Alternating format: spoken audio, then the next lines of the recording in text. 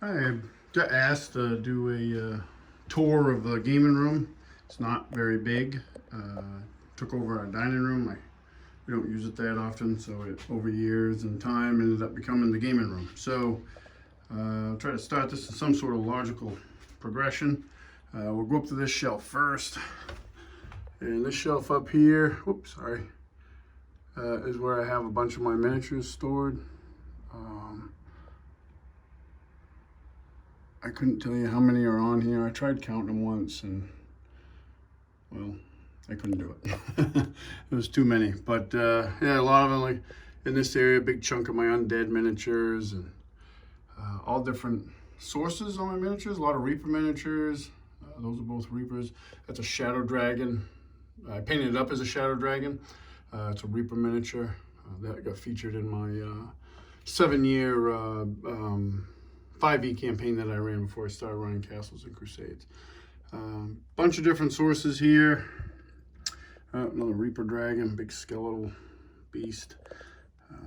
More Reaper stuff. And I'm drawing a blank. That's not a Reaper miniature. I like those trolls though. Sorry. Doing this by hand, so it's a little bit of a stretch. This miniature here is actually pretty cool. I got this for $5 at my local game store, Crossroad Games.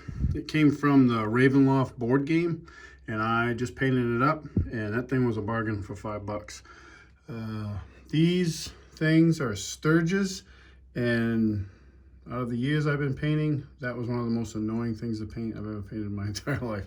I painted up a bunch of them for an encounter that I used a long time ago, but now I have them. I'm obviously a big fan of miniatures, and I don't care what other people do in their games, but I hate using proxies. If I'm playing in your game and you put down an M&M for a monster, I'm good with it. But for me, when I'm running the game, I hate using proxies. So my goal, I started off, was to have, in 5th edition, when I was playing, running a lot of 5th edition, my goal was to have the entire monster manual. So almost pretty much think I do. Almost. There's probably a couple I don't have.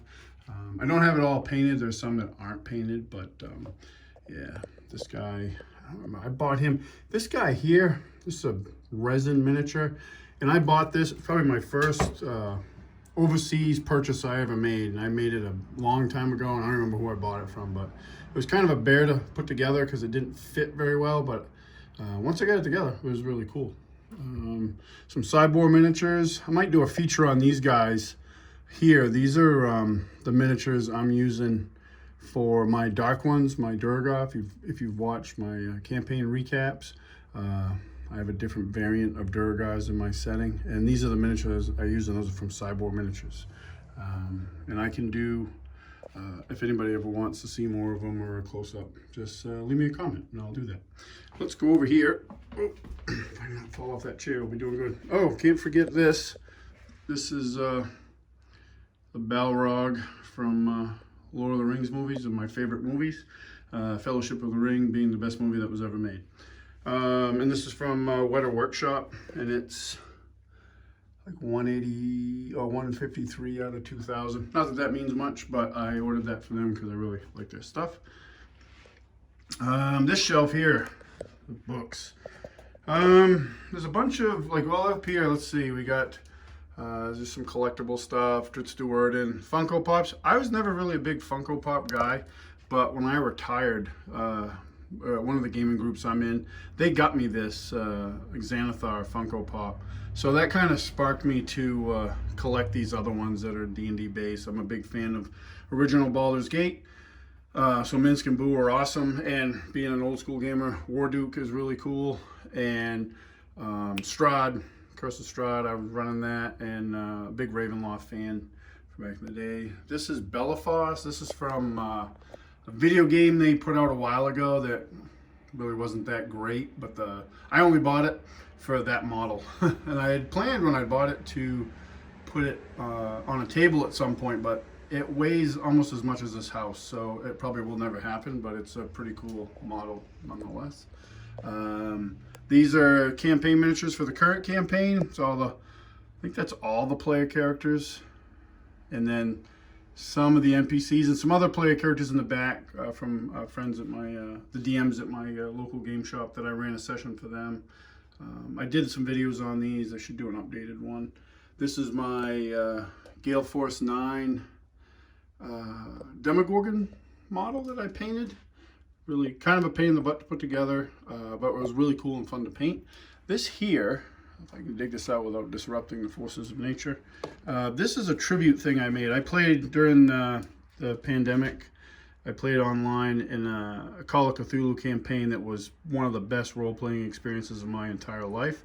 And this is a tribute to my character who sacrificed himself, my first character, who sacrificed himself to the Elder Gods to save the rest of his friends in a really bad fight we were in. So I made this up. That's a Hero Forge miniature that I had made in his likeness. And then that's a Reaper bone statue with on top of some Hearst art blocks and on a base that I made myself. And based on that, I painted that in December of 2020 actually, and it was the 146th and 47th miniatures I painted that year.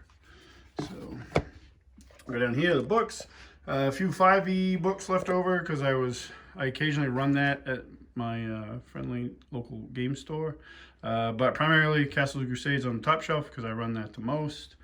Some more 5e stuff, Nord Games. Nord Games makes awesome stuff. Really good. If you're running 5e, you should get Nord Game books because they're great. And like a majority of, in my opinion, a majority of the really good 5e products are not made by Wizards of the Coast. Kobold Press. I'm a big fan of Kobold Press too. I like all their monster books, and their setting book, Midgard World book, is, man, that's a banger book. My son is, before he departed, he was running us through the Scarlet Citadel. So we were really using, we were basing it, it's based in the Kobold Press Midgard World, so we were trying to use as much of their material as possible. And real fun campaign. Hopefully we'll get to pick it up next summer when he comes back. He's back here full time. Here's some old 3rd edition and earlier D&D stuff. I use a lot of this for reference. Drive-Thru RPG, Night Below. Someday I want to run that. But a lot of good reference. These older editions, this, back when Wizards was making some really good D&D products. But I use all that stuff for reference.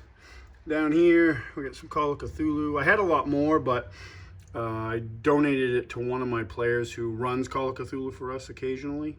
And I realized I'm a player in that game and not a game master, so I gave him the adventure books that I had. So hopefully someday I'll get to go through them. Ptolus, one of the best written, probably the best written RPG book ever. You could run endless campaigns in that book by Monty Cook, and it's really fun to look through, and maybe someday I'll get a chance to actually use it.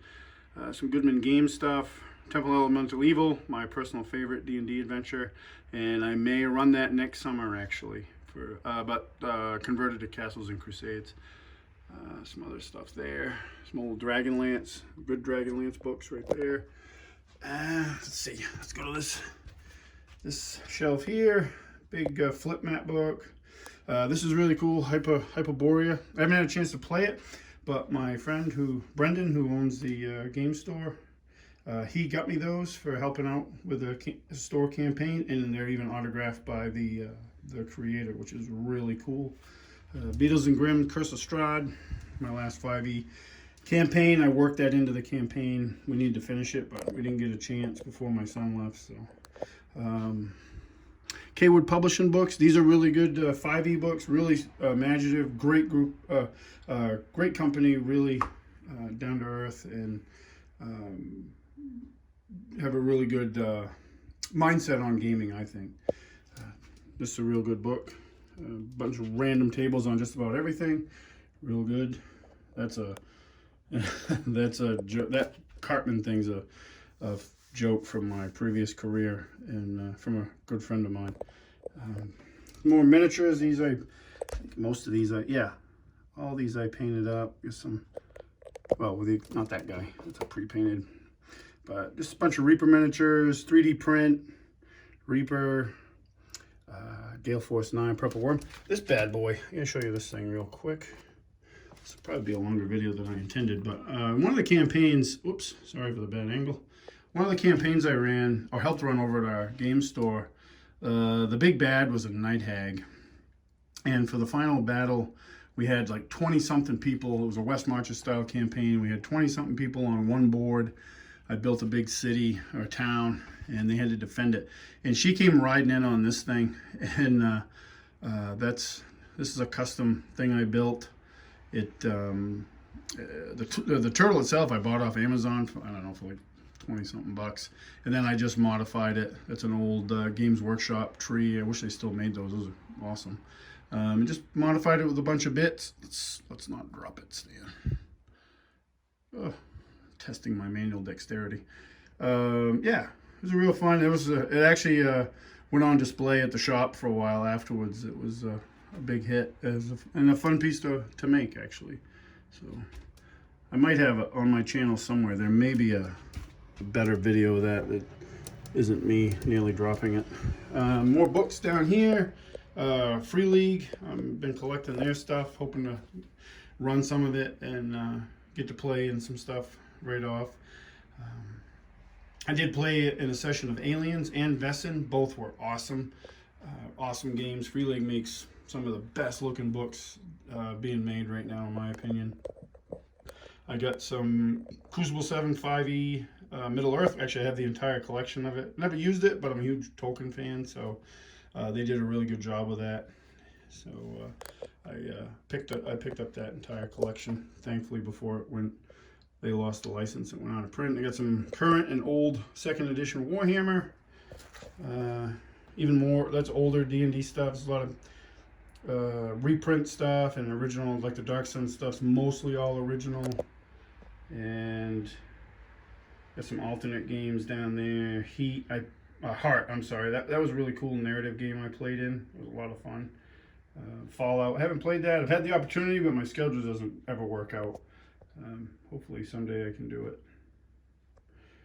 Yeah, and that's that shelf. So we go over to here, and this will be, try to get a better view. These are more painted miniatures, and I do have a couple videos on my channel, I think, that go over this shelf here. But almost everything except for that white dragon and the black one, I'm pretty sure almost everything else on that shelf and all these shelves is stuff that I've painted over the years. Those ogres, those big ones right there, those 3 big ones, those are Cyborg miniatures. I really like their stuff. From all different companies: Reaper, Dark Sword Miniatures, Games Workshop, Otherworld Miniatures, Cyborg Miniatures, plenty of them.